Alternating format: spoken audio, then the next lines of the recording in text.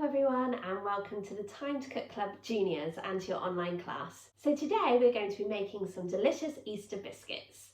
So hopefully if you're joining me today you have all of your ingredients weighed out, measured and ready to go, and also the equipment from the equipment list. So let's make a start. The first thing that you need to do is you need to prepare your baking tins. Now you need to cut out some non-stick baking paper to line the baking tins. So I've literally just roughly cut out this piece of non-stick baking paper so that it fits really snugly in the bottom of my tin. You don't have to put any butter or margarine on your tin at all. The weight of the biscuits will weight down the non-stick baking paper. And we're using 2 of the same size baking tins today because we're going to be making 16 Easter biscuits. Now it's really important at the start of any bake that you spend the time preparing your tin, because otherwise you could spend hours making the perfect Easter biscuits only to find that you can't get them off your tin once they've been cooked.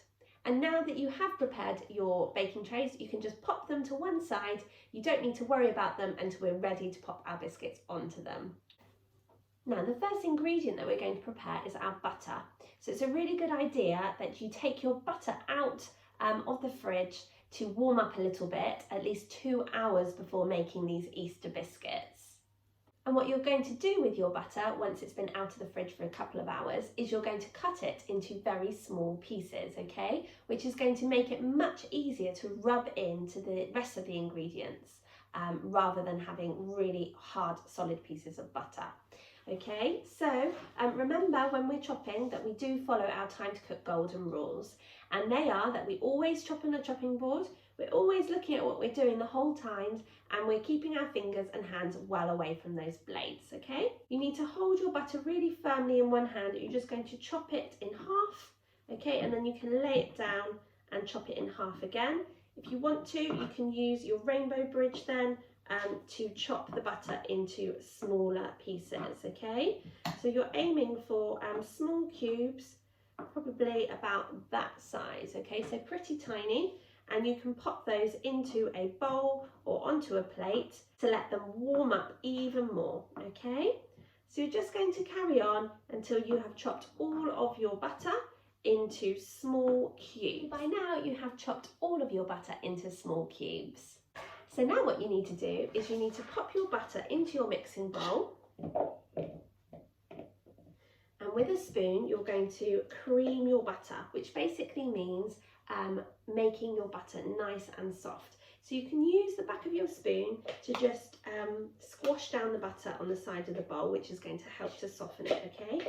But basically you want it nice and soft so that it can be mixed in with all the other ingredients too.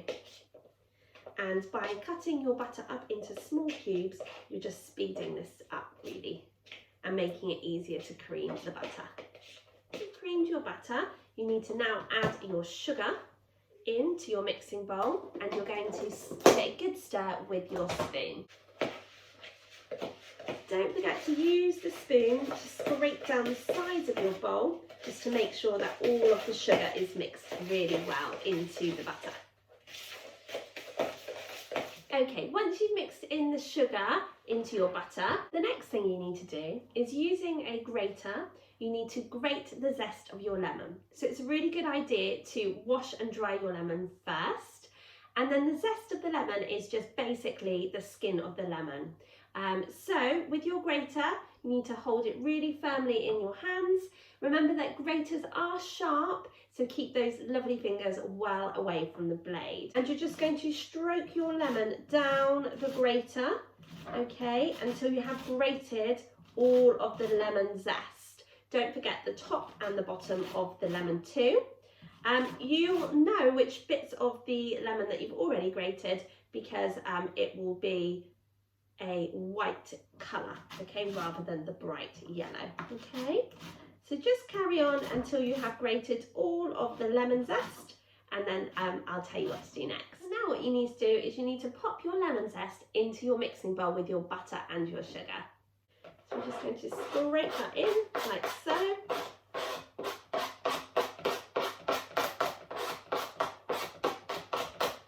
And then, using our spoon, we're going to make sure that we mix all of that lovely lemon zest into our ingredients. You can take a good sniff too. Oh, that smells amazing. Okay, so now just keep stirring until your mixture is a lovely creamy colour and consistency. And don't forget to use your spoon to scrape down the side of your bowl too. Now it's time for us to prepare our egg. And we're actually only using the egg yolk today in this recipe, which is the yellow part of the egg. So what we're going to do is we're going to do gentle fairy taps on the side of our container or our cup until we make a little hole. We're then going to pop our thumbs in and very gently and carefully we're going to pull our eggshell apart, trying to keep the yellow yolk in one of the eggshells. We're then going to pour the egg mixture between the eggshells until all of the white of the egg has gone into the cup and we've got the egg yolk in the eggshell. I can't wait to see your excellent egg cracking skills. Okay. So we're going to pop our thumbs in and then just let the white of the egg pour down into the cup. Some of mine's gone onto the table, but that doesn't matter. And then what you're going to do is you're going to pour the yolk into the other half of the eggshell. Okay, and again, try to get some more of that white of the egg into the cup. And you can keep doing that until you've got the egg white in the cup and the egg yolk in the eggshell. Okay, and when you've done that, you can pop your egg yolk into your mixing bowl. Now I have got lots of egg on my hands. You might have too. It's really, really important that you go and wash your hands really, really well if you have any egg on them. So now what you need to do is you just need to mix in your egg yolk really, really thoroughly into your ingredients in the mixing bowl. And again, don't forget to use your spoon to just scrape down the sides of the bowl. Okay? What you need to do is you need to get your baking powder and you're just going to pop 1/4 teaspoon of baking powder into your plain flour, and you're going to very carefully with a spoon just mix in those two ingredients. So as you can see, my container is pretty full, so that's why I'm doing nice small movements with my spoon, keeping my spoon right at the bottom of the tub. Okay, and this will stop all the flour from going everywhere. Okay, so once you've mixed your baking powder into your flour, you need to add it to the mixing bowl. Okay, you're also going to add in your raisins. And what you're going to do is with your spoon, you're just going to mix those ingredients together. We're not beating the mixture this time, okay, we're just mixing. So keep mixing until your mixture starts to get a little bit stiff, okay? Don't forget to use your spoon to make sure that you're getting all of the ingredients from the bottom of the bowl too. Once your mixture starts to get a little bit stiff, you can remove your spoon, okay? And then you can sprinkle a little bit of dusting flour onto your hands. This will stop the mixture from sticking to your hands, okay? And then using your hands, you're going to just kind of squeeze the dough together until it forms a ball, okay? So the warmth of your hands will help to warm up the butter, okay, and that will help it to form a ball. So you just kind of keep squashing down and squeezing the mixture, okay, until it starts to form a ball. So your bowl should look pretty clean, and all of those ingredients should kind of be coming together. As you can see, mine's getting there. Okay, just keep squashing it down like so. You need to just double check that all of the raisins are quite evenly spaced and they're not just all in one place. And if that is the case, then you need to kind of break off a bit of dough and stick it somewhere else in your ball of dough, okay? Like so. So as you can see, my bowl is quite clean and I've got my ball of dough. Now what you'll need is another piece of non-stick baking paper, and you'll need to just sprinkle over a little bit of flour, which again will stop the dough from sticking, okay? You're going to kind of pat that down nice and carefully with your hands before popping another piece of non-stick baking paper on top.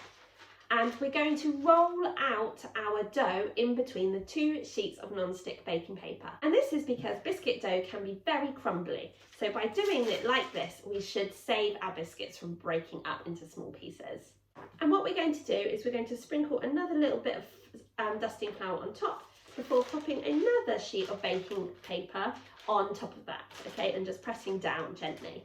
So what we're going to do is we're going to roll out our biscuit dough in between the 2 sheets of non-stick baking paper. And this is because biscuit dough can be very crumbly. So this helps to keep the dough in one piece. So what we're going to do is, using our rolling pin, we're just going to roll out the dough, okay? I am going to continue to move my dough around, okay, change direction. And this will help to kind of get a nice even shape. And what you're aiming for is your dough to be about ½ centimetre thick. Okay, have a little peek, how are you getting on? Okay, I think that can be quite a bit more.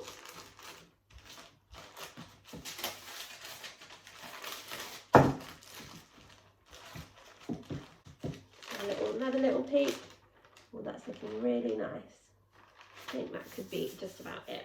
And you'll see that your dough is peppered with raisins, and that's perfect. Now what you'll need is a 3-inch cookie cutter, okay? And mine's got a fluted edge. You need to dip your cutter into the flour, which will help it to stop sticking, and then go to the edge of your dough and just cut out one of your biscuits, okay?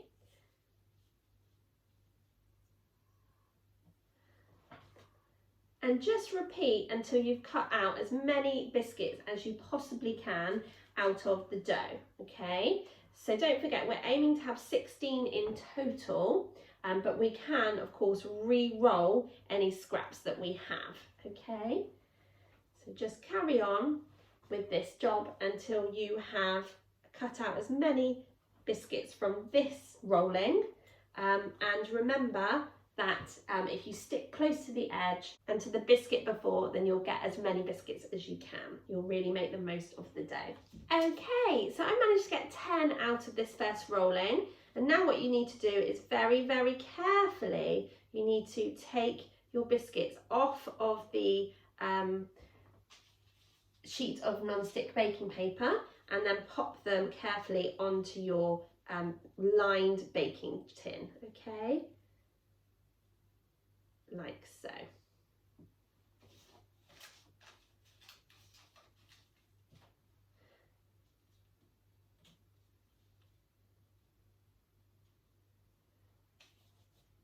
Just leave a little space in between your biscuits, okay, because you have popped baking powder in, so they're going to spread a little bit. Okay, so once you've popped all of those biscuits that you have cut out onto your baking tray, you're now going to collect up all of the trimmings into a ball before sprinkling some more dusting flour onto your piece of non-stick baking paper, okay, giving it a squash down with your hands and then again sprinkling some more flour onto the top of that dough, and then getting your rolling pin and continuing to roll out your biscuit dough, okay? Don't forget to move your dough round, okay, as you roll it, which is really going to help you to get a nice shape to cut out of, okay? Great work, guys, well done. And remember, you need to get 16 out of this mixture altogether, okay? And I've already got 10, so I just need 6 more, okay? And then you're going to do exactly the same. You're going to pop your cutter into some flour and then cut out your biscuits, okay? Remembering to start from the edge as well. And when you've done that, again, you can very carefully pop your cut out biscuits onto your lined baking tray with the other biscuits, okay? Leaving space in between them.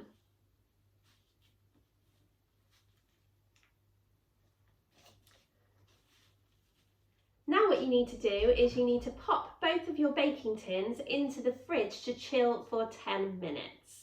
Once you've done that, you need to ask your grown-up to preheat the oven to either gas mark 6 or 200 degrees or 180 degrees if you're using a fan oven. The reason why we need to preheat our oven is to make sure that the oven is at the perfect temperature when we're ready to pop our bakes. By now, your biscuits have been chilling out in the fridge for 10 minutes. So now you need to go and ask a grown-up to pop your trays of biscuits into the oven to cook for 10 minutes. Whilst your biscuits are cooking away, you need to get the egg white that you separated earlier, and you need to give it a little whisk with a hand whisk or a fork, if you like, until the egg white starts to go a little bit frothy, because we're going to use this as a lovely kind of coating for our biscuits once they've been cooked.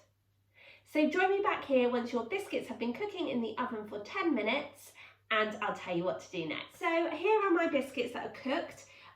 Please do be really careful because your trays have obviously just come straight out the oven, so they will be absolutely boiling hot. So make sure you do this next part with a grown-up. Now, with the egg white that you whisked up earlier, you're just going to get your pastry brush and you're just going to brush over the egg white over the top of the Easter biscuits, okay? Like so. And in a minute, what we're going to do is we're just going to sprinkle a little bit of caster sugar over the top of our Easter biscuits, which will add a lovely, crunchy, sugary topping. Okay, so we're just going to continue to brush our egg white over the top of our Easter biscuits until we have done them all. And then join me back here and I'll tell you what to do for the last part of our recipe. And now all that's left to do is for us to sprinkle over a little bit of caster sugar over the top of our Easter biscuits, like so. You can use as much or as little sugar as you want. But like I say, we're going to pop these biscuits back into the oven just for another couple of minutes, and this will really help to create a lovely crispy sugary topping for your Easter biscuits. Now what you need to do is you need to ask your grown-up to pop these trays back into the oven to cook your biscuits for a further 3 minutes, okay? So join me back here when your biscuits are cooked and cooled, and I'll show you how to package them up as a lovely Easter gift. Okay guys, so hopefully by now your Easter biscuits have been cooked and have cooled down. So now all that's left for you to do is for you to make up some little Easter biscuit bundles. And to do that, all I did is I stacked together 4 Easter biscuits and then just tied a lovely ribbon around the biscuits, okay, and a little bow on top. And you should have 4 lovely little Easter biscuit bundles from those 16 biscuits that you made. So I really hope that you enjoyed joining me to make your Easter biscuits, but more importantly, I hope you enjoy eating them and sharing them with your friends and family. Thank you so much for joining me today, and I really look forward to cooking with you guys again next week when we'll be back with another delicious bake from our Spring Bakes menu. Have a super week, everyone. Bye!